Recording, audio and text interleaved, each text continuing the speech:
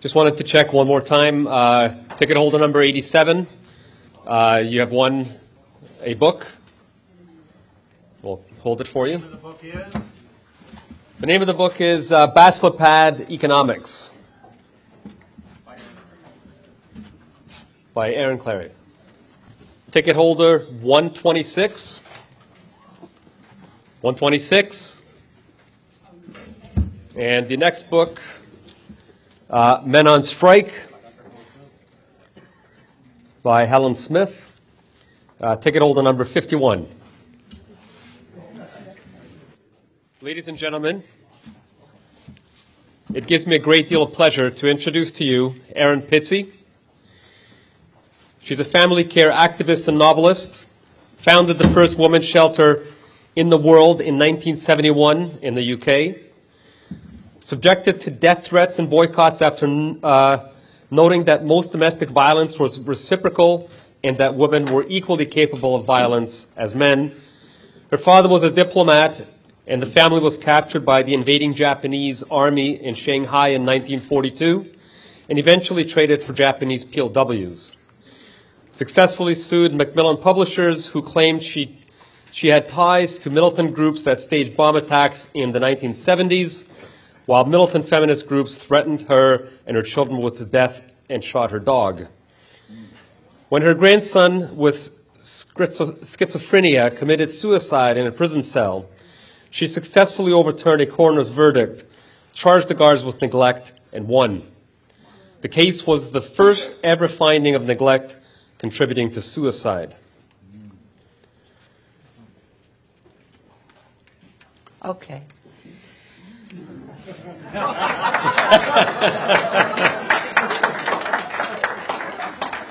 Please put your hands together for Erin Pizzey. Thank you.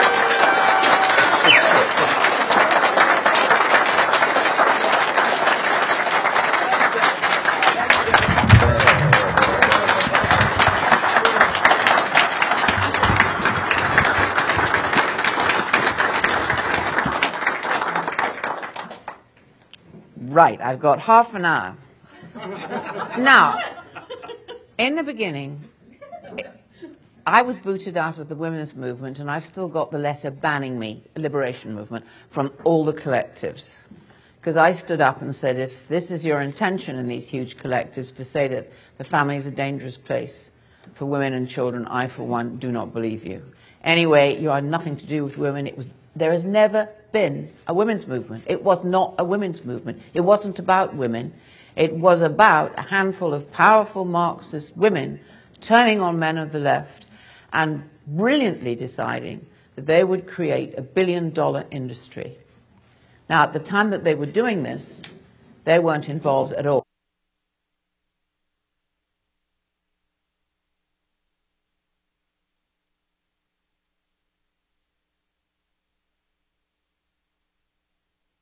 Okay, I'll shout.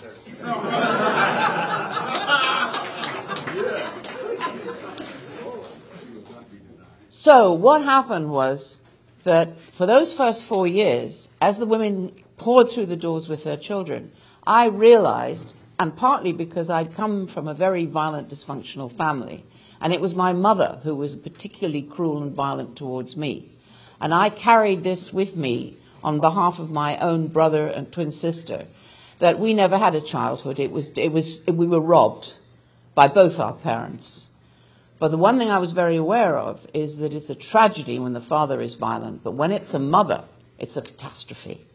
Because she carries this baby, and as the women poured into the refuge, they'd say, my baby's not moving, my baby's not moving. And I'd say to them, look, if you smoke a cigarette, you share it with the baby. If you drink a drink, you share it with the baby. The chemicals of rage and anxiety you share with the baby. What do you expect the baby to do except to stay there and be born already wired up, damaged? Now MRI proves what I was saying 40 years ago. The first 100 women that came in, 62 of them were as violent as the men they left. And what I had, trying to say this and stand up at a time when the militant radical movement was running out of money. They could no longer actually attract women because they were too radical. And women did not want to hear that marriage was an unsafe place for them. They didn't want to hear that sleeping with men was sleeping with the enemy and all the rubbish that went with that. And so what actually happened was that as far as women coming in, we began to organize among ourselves because there was nobody else. And most of the women who came in, who were violence prone, said, there is a problem for me. I cannot make relationships, and that's absolutely true. So as the militant women were coming in, and for them it was a bonus because they were looking for funding and a just cause. What better than innocent women of men's violence, all men the patriarchy? What a brilliant funding strategy. You had half the population oppressed by the other half, and you took the money off the other half to pay for it. And this has now created what is a very, very dangerous, I call it the evil empire. It has done more damage to relationships between men and women, and I have kept saying, if we do not stop the progress of this infiltrating all parts of everybody's lives, including the ideologies become like a virus, that to be anti-feminist is somehow to be a misogynist who hates women. It's not anything to do with that. It is actually understanding the political movement that has come out of what was originally a therapeutic community that would give every person, men and women and children, a second chance to listen and to understand other strategies for survival. Nobody could do it for my parents because there was nothing at that time. I knew that it needed to be done. And as the women moved in and expressed their violent behavior and were violent to their children, the volunteers and the other mothers were there, and we all worked on the whole concept of what is and how can you mother and father your children if no one has ever taught you. And that's exactly what I grew, a huge community. Because women were pouring in from all over the country, we squatted huge buildings. I owned an enormous hotel in Richmond, Palm Court Hotel, had 47 private suites, and 78 mothers and kids moved in there. We had rows of buildings that had been left empty by boroughs. We just took them over at night and left the door. Notice on the door, and the police would come and say, all right, it's you. So we were a huge community, men, women, children, all working together. And that was my vision. So you can imagine what I felt when I actually, in 1974, we were sitting there and having a small conference to talk to other refugees about how they could set up and we could federate. And in marched highly organized women from across the country and voted themselves into the National Federation of Women's Aids, who now really own most of the refugees shelters in England, and Refuge, my old Refuge, own the others. In America, I came to America in the early 70s, and I could see what was happening. Exactly the same thing. Women were scribbling title, whatever it was, to get the money to create the empire, and on the backs of very fragile women and children. And this is going on 40 years, it's going on, and it's getting bigger and bigger and bigger. And I stood back then, and I was begging, I was saying to people, this is a fraudulent movement. Listen to what I'm saying. And nobody would say anything. Because for a long time, the media, the courts, the agencies, certainly the universities, were preaching this doctrine, which was in essence a feminist Marxist doctrine that obliterated men off the scene. But the same thing was going to happen. Women would be putting their children, one of the demands, 24-hour nurseries. Women would become the earners. Men would become dispensable. And it sounded so laughable 40 years ago. Nobody would believe me. Now I sit here, and I don't think there's anybody in this room who doesn't believe me. And many of you...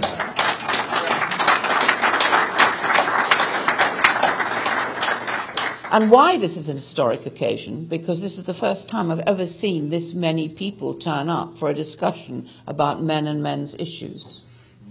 My biggest problem, actually, and this is going to be a very troublesome thing to talk about, my main problem was getting women who'd come from years, generations of family violence, not only family violence, but family incest, and saying to women or with their 15-year-old sons sitting on their laps, wrapped together like pretzels, stop it.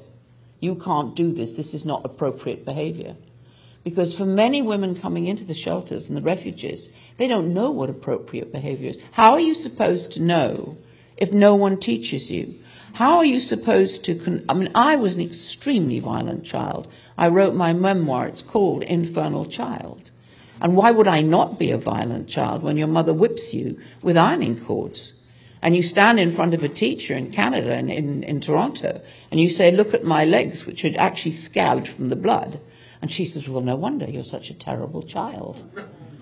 Yeah, and this is going on even today. How many times do you read stories of children going to school, trying to get food out of rubbish bins with the teachers, good heavens, ignoring it all, because nobody wants to speak out?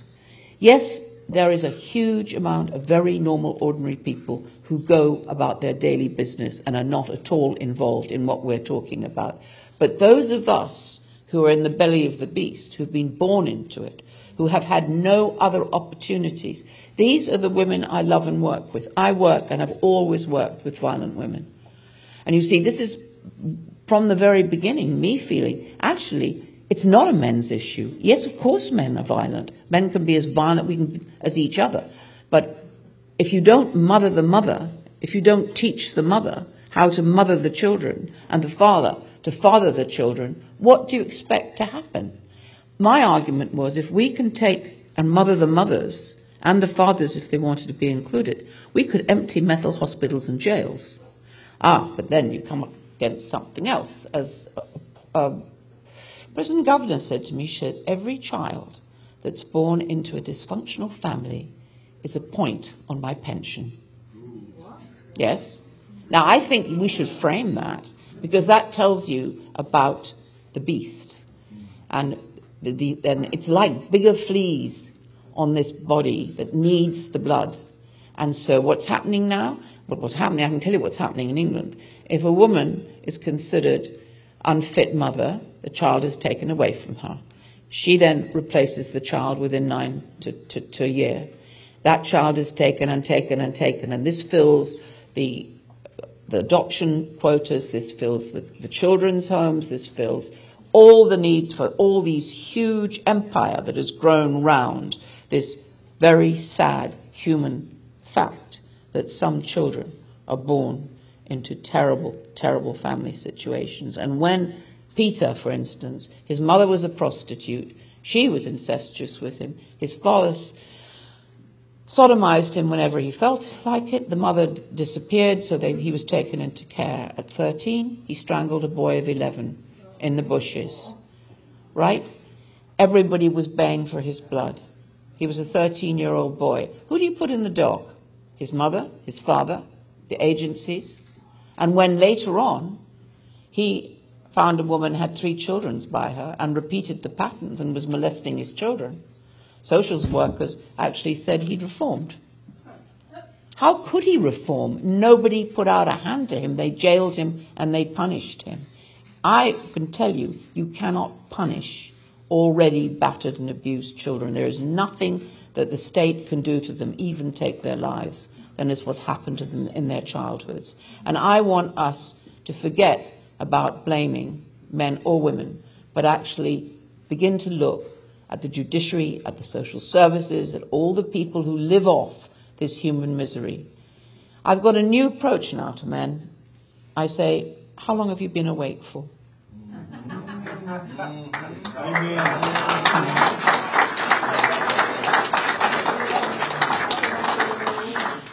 Because, as Anne said, and we work very closely together, as Anne said, it isn't just that you lose your family because you have a wife who has possibly a serious personality disorder, particularly if she's a narcissistic exhibitionist, and there is no known cure. That is the one thing that will attract men. She's the arm candy. She's the center of all the attention in the middle of a room, and he wants her on his arm. And then it isn't till far too late, what I call the mask of sanity slips, and he's trapped. Now you can take away, right, you say it's her fault, she's taken away my children, she's told them that I've molested the children. But when he turns to what he's always believed in, when he turns to the place that he pays his taxes, and he finds that it's corrupt. Family courts are corrupt from top to bottom in England. I don't speak for Canada, and I know you don't, but I promise you, they're secret. No decisions you ever come out of the courts. Terrible injustices are done in there. And to me, I've fought in those courts for 40 years. They have to be disbanded. We have to, first of all, this whole business of battered, abused, and sexually abused people who grow up unable to make relationships. The courts can't deal with it. They're not set up to deal with it. The fact is, and I'm included in this, the only sanction the court has is to jail. It means nothing to me. So when they tried to jail me from Magistrates' Court to the High Court to the House of Lords, back to Acton Magistrates' Court to jail me, I would have been perfectly comfortable in Holloway. Anything was better than my childhood. So I want you to understand that we need not only to disband the family courts, but to also put this whole subject of battered and abused children and the kind of therapy and the kind of care that we need to give into the hands of the people who can really do it, who are trained to understand what's going on. For the majority of women in my refuge, the courts were part of their theatre. There's no question that anybody would tell the truth under oath.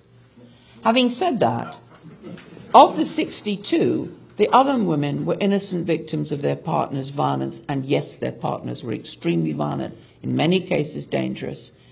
But they were integrated human beings who had been loved, mothered, and fathered, and once given a hand up, they could move on and regain their lives.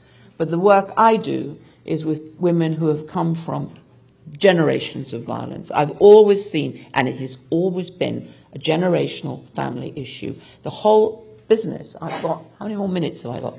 5. The whole business of patriarchy and the gathering of billions and billions of dollars across the Western world, the whole business of persecuting men, of demonizing boys, of failing to educate, that has been a huge, fraudulent movement. And we need to name names, and first on my list is Hillary Clinton.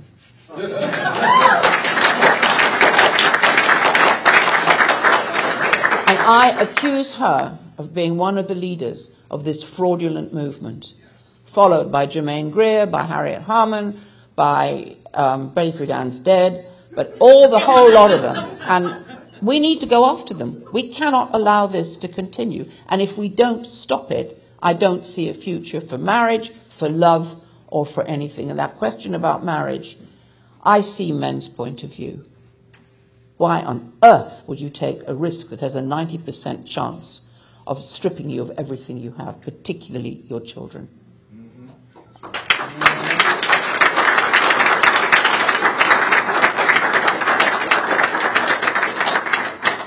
I'm going to stop now because I know that you're all desperate for lunch. Thank you. Thank you.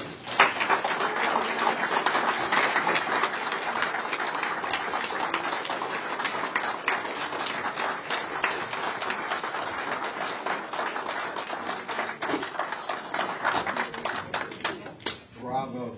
Thank you. Very well done.